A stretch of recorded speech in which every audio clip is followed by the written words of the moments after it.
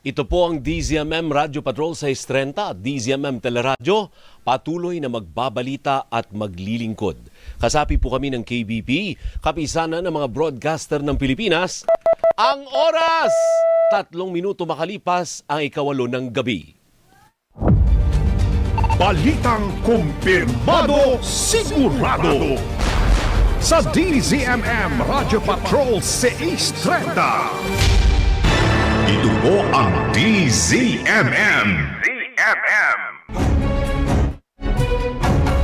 Magandang gabi mga kapamilya.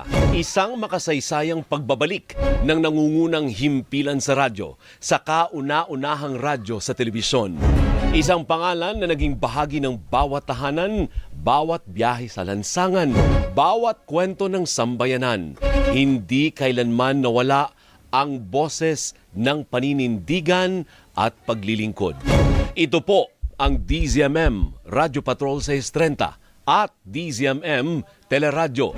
Mga balitang kumpirmado, sigurado, patuloy na magbabalita at maglilingkod. Maglilingkod ng tapat, magbabalita ng totoo, kapamilya ng bawat Pilipino saan man sa mundo. Ako po si Alvin El Chico. Muli maraming salamat po mga kapamilya. Narito na ang ating mga balita.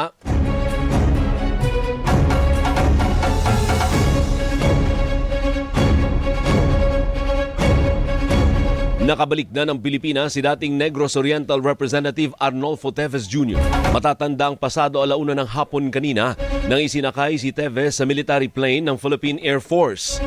Kasunod ito ng utos ng gobyerno ng Timor-Leste na pagpapadeport kay Teves matapos muling maaresto sa kanyang tinitirhan sa Dili noong Martes, Marso 2024. Unang naaresto si Teves habang naglalaro ng golf sa Timor-Leste. Si Teves po ay naharap sa kasong multiple murder dito sa Pilipinas, kaugnay ng pagpatay kay Negros Oriental Governor Roel Degamo at 9 na iba pang biktima ng massacre.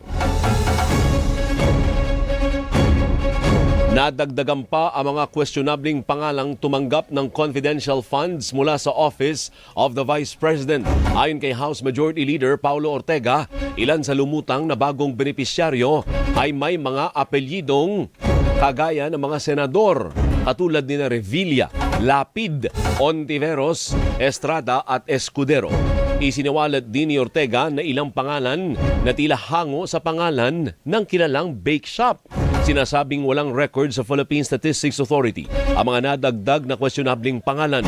Una nang natuklasang walang record ang halos 2,000 pangalang tumanggap ng confidential funds mula sa OVP at Department of Education, kabilang ang pangalang Jay Camote, Miggy Mango, Mary Grace Piatos at Xiaomi 8, nakaparehas ng pangalan ng mga pagkain at cellphone. Ipinasa ng Bureau of Customs sa Department of Migrant Workers ipinasa ng Bureau of Customs sa Department of Migrant Workers ang mahigit 2,900 abandonadong balikbayan boxes na iniwan ng mga bogus na freight forwarders sa Port of Davao.